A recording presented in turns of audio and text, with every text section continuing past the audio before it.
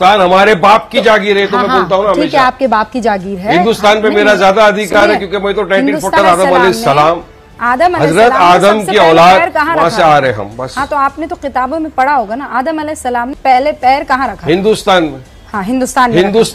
हिंदुस्तान तो फिर ऐसा कैसे? हिंदुस्तान में, इसीलिए मैं कहता हूँ हिंदुस्तान हमारे बाप की जागीर है, तो मैं बोलता हूँ ना ठीक है, आपके बाप की जागीर है। हिंदुस्तान पे मेरा ज्यादा अधिकार है, क्योंकि मैं तो 1947 में जिन्ना की 2 नेशन हाँ, ठीक है, बहुत बढ़िया। तो आदम अलैहिस्सलाम क्या मुसलमान थे?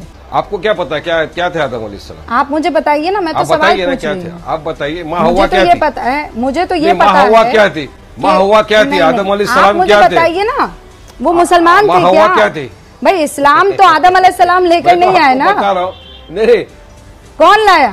इस्लाम कौन लेकर आया? आपको क्या लगता है? ना, इस्लाम तो 1400 साल पहले आया। इस्लाम तो कौन लेकर आया? इस्लाम तो हुजूर मोहम्मद मुस्तफा सल्लल्लाहु अलैहि वसल्लम ने लेके आया। मगर मेरा तो मानना ये ना कि आदम अलैहिस्सलाम है ना, आप बोलते हो कि सनातन धर्म था। तो मेरा मानना है कि आदम अलैहिस्सलाम लेके आए हुजूर पाक सल्लल्लाहु अलैहि वसल्लम। एक नाम आता है मनु का, तो फिर कुल मिलाकर आपके वंशज वही हुए ना, घूम फिर के आप वहाँ पहुँच गए ना। आपने कहा, मैंने सवाल पूछा आदम अलैहिस्सलाम कहाँ उन्होंने सबसे पहले पैर रखा, आपने कहा कि उन्होंने हिंदुस्तान में रखा। फिर मैंने पूछा आदम अलैहिस्सलाम क्या मुसलमान थे? आपके पास उसका जवाब नहीं था। आपने कहा सल्लल्लाहु अलैहि वसल्लम हुजूर हमारे आका वो इस्लाम लेकर आए, यानी आदम अलैहिस्सलाम मुसलमान नहीं। आपने सवाल नहीं किया, आपके पूर्वज जो है वो मुसलमान नहीं थे। Is the first pair of human being is haven't been proved, but it is not established yet. But now how science will be going to prove it, because we can't go back in time. Thank you. मैंने सवाल पूछा है कि कुरान मजीद और दीगर मज़ाहिब की किताब में लिखा है कि सबसे पहली जोड़ी आदम और ईव थी, आदम अलैहिस्सलाम और हव्वा अलैहिस्सलाम थे। लेकिन साइंस इसे तस्लीम नहीं करता। हम वक्त में फिर से वापस नहीं लौट सकेंगे, तो किस तरीके से हम साबित करेंगे कि सबसे पहले जो जोड़ी है वो आदम अलैहिस्सलाम और बीवी हव्वा थे? पहले मैं ये कहना चाहता हूँ कि कुरान मजीद एक साइंस की किताब नहीं है, SCIENC, लेकिन ये किताब है साइंस की, SIGNS। ये आयात की किताब है, ये किताब है निशानियों की।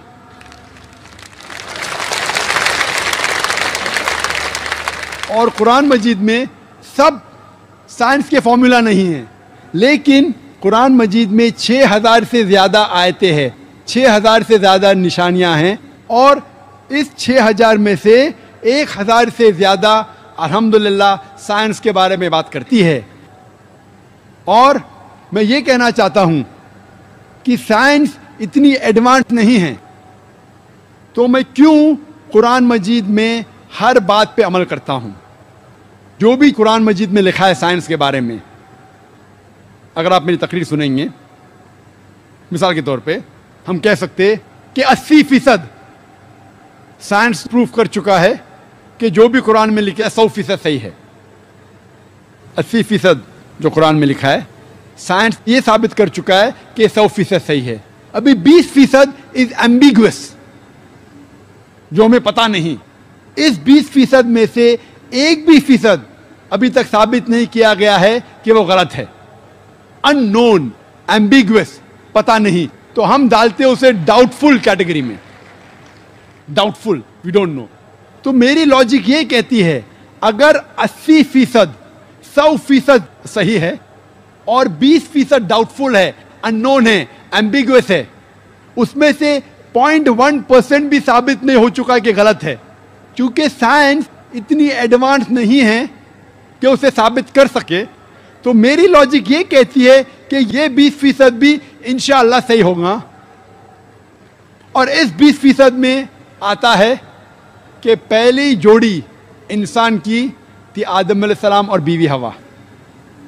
साइंस इतनी एडवांस नहीं कि ये कह सके कि इस जिंदगी के बाद और एक जिंदगी है, लाइफ आफ्टर डेथ। आखिरत के बारे में साइंस इतनी एडवांस नहीं। साइंस ये नहीं तस्लीम करती जो कुरान में लिखा है कि कुरान में जिक्र है जन्नत और दोज़ख का, कुरान में जिक्र है जिन का। साइंस अब तक इतनी एडवांस नहीं कि इसके बारे में कह सके कि ये सही है।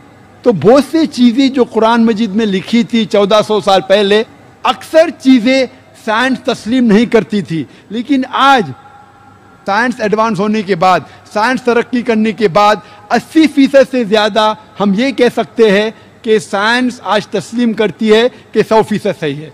इंशाअल्लाह हो सकता है कि 50 साल बाद, 100 साल बाद, 200 साल बाद साइंस ये भी तस्लीम करेंगी कि जन्नत है, दोज़ख है, जिन है, एंजल है, और ये भी तस्लीम करेंगे कि पहली जोड़ी आदम और बीवी हवा थी।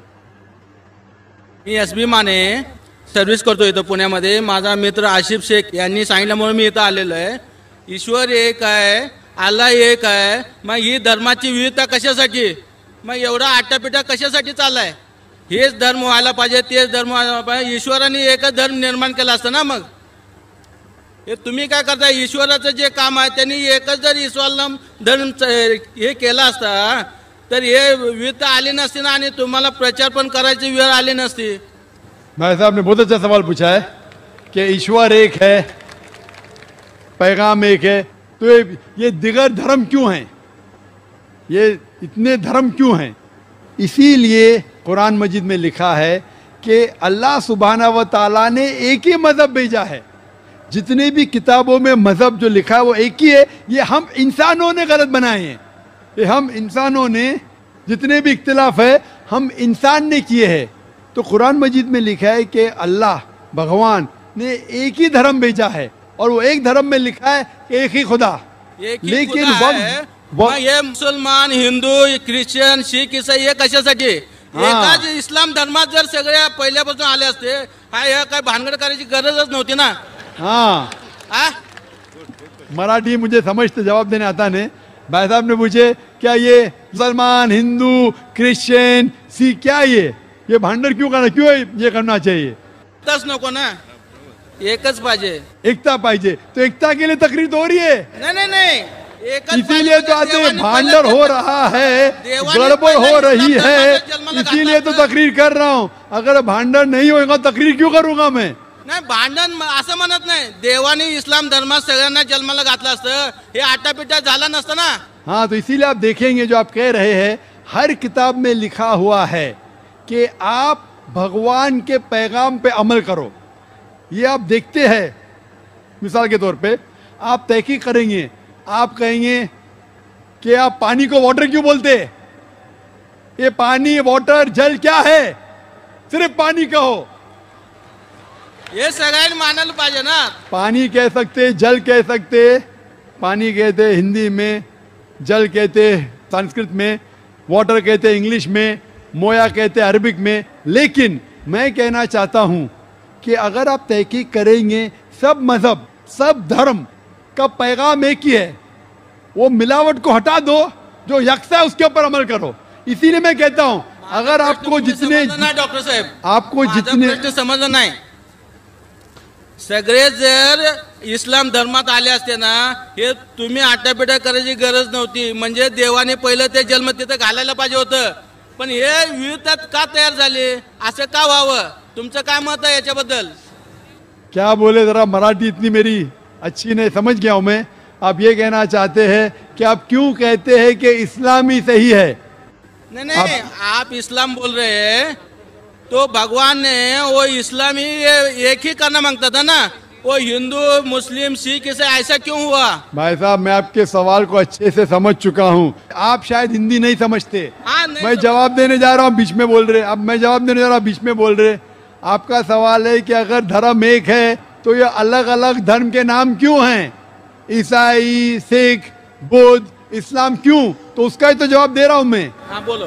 भगवान ने, ईश्वर ने एक ही धर्म भेजा, वो है कि एक भगवान में मानो और उसके पैगाम पे अमल करो। लेकिन जितने भी पैगंबर आए, जब ये पैगाम लेके आए, उसके मानने वालों ने आस्ते आस्ते उस पैगाम में तब्दीली ले आए।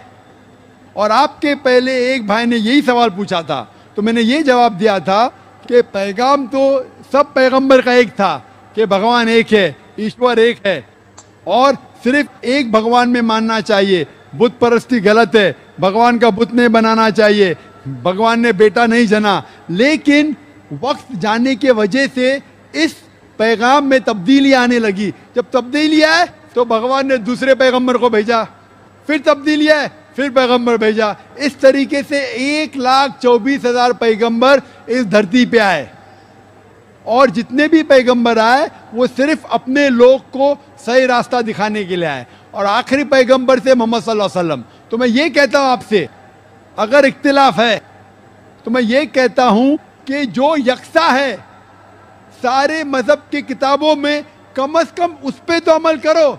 मैं आपसे पूछना चाहता हूं, आप बोलते सब धर्म एक के बराबर, तो आपकी किताब में लिखा है मोहम्मद सल्लल्लाहु अलैहि वसल्लम के बारे में, आप क्या मोहम्मद सल्लल्लाहु अलैहि वसल्लम को मानते हैं? मैं आपसे पूछना चाहता हूं भाई साहब। मी ईश्वराला मानतो। बिल्कुल सही। आपके किताब में भविष्य पुराना पर्व 3 खंड 3 अध्याय 3 श्लोका 5 से 8, भविष्य पुराना पर्व 3 खंड 3 अध्याय 3 श्लोका 10 से 27, यजुर्वेद चैप्टर 21, ये सब रेफरेंसेस दे रहा हूं मैं। यजुर्वेद के अंदर लिखा है, सर्ववेद में लिखा है, ऋग्वेद में लिखा है।